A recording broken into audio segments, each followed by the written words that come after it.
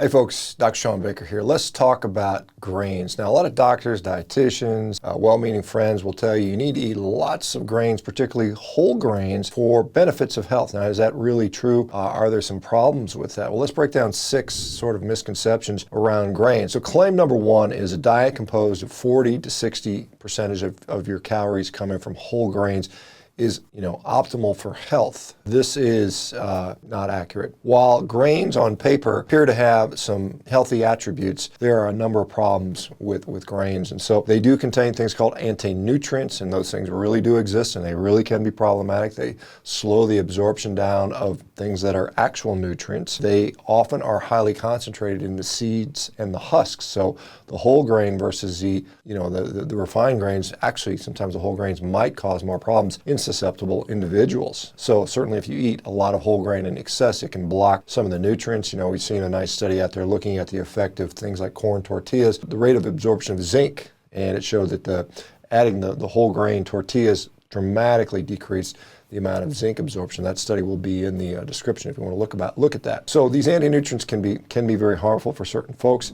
In grains, we typically find things like phytates and lectins and oxalates, all of which can have deleterious effects on both the gut and other parts of the body. Grains also are, fairly high in carbohydrates. And so if you are trying to limit your carbohydrates, eating a bunch of grains is not a very good strategy. And so for those people that are sensitive to carbohydrates, diabetics, and other folks that have diseases that hinge upon glucose variability, grains are not going to be a very good idea at all. This can cause things like inflammation, hormonal disruption, and then of course the nutrient deficiencies associated with the anti-nutrients potentially.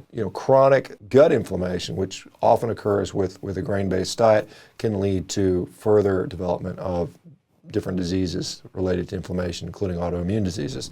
So unless you want to have excess inflammation, digestive troubles, and perhaps chronic disease, maybe not making whole grains a significant part of your diet is a good strategy. Okay, claim number 2, whole grains are healthier than refined grains. We kind of touched on this a little bit. As we mentioned before, whole grains contain the anti-nutrients that tend to concentrate in the husks and the seeds and so on and so forth, and they can be problematic. Refined grains like white rice, potentially, due to this, may actually be quote-unquote healthier, at least in some aspects, than the whole grains, although again, you're getting probably a more concentrated amount of carbohydrate, which can also have a negative effect. And so, either you're getting some damage from the inflammatory nature of the anti-nutrients from the whole grain, for, again, in susceptible individuals, or, the higher refined carbohydrate load is also a problem for many people. And so, pick your poison, I suppose, or you can elect not to eat them, I suppose. The fiber in whole grains is good for you. This is an interesting and well believed sort of misconception that eating lots of fiber is always inherently good for you.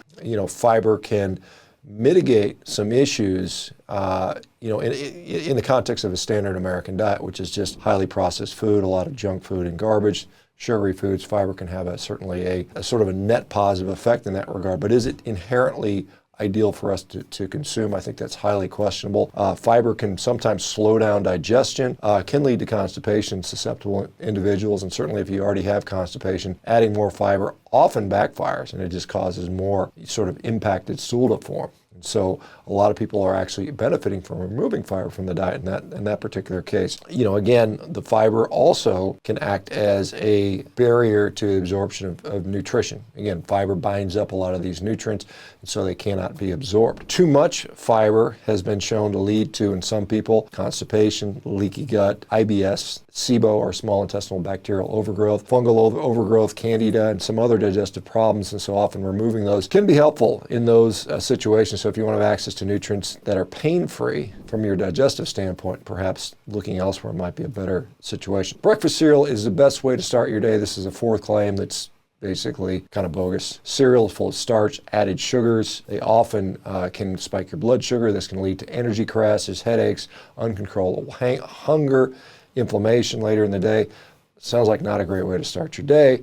It's not going to spike your blood glucose right after you eat it. Things like bacon and eggs, or steak and eggs, or even, so for those people that are intermittent fasting, you don't always have to eat breakfast. So these things will help to improve your blood sugar throughout the day, and certainly in that morning period of time in many cases. Breakfast cereal has all the vitamins and minerals you need. This is another falsehood, so number 5 here.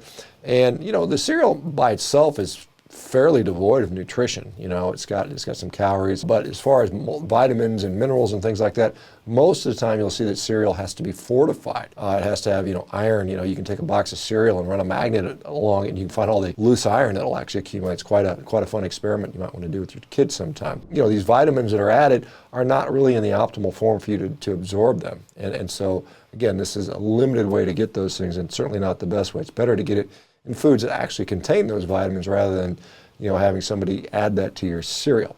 So instead of putting your body out of whack with these fortified cereals, my recommendation would be to eat plenty of whole nutritious foods like we've been talking about. The last one, number 6, if I'm going to eat cereal, I should choose cereal made with healthy whole grains, again, for the reasons we've discussed earlier. You know, that's not necessarily healthier. From Raisin Bran to Lucky Charms, all breakfast cereals have grains that contain, again, these anti-nutrients. These plant toxins, again, can be problematic for a lot of people. Anti-nutrients may even negate some of the added fortified vitamins that they're adding to these cereals. My advice is just to avoid cereal in general, whether it's whole grain or not, to skip that and go straight for things like bacon and eggs, or if you're going to fast that morning, it's probably a better way to do that. So anyway, these are 6 kind of big fat lies about grains. Let me know what you think about them.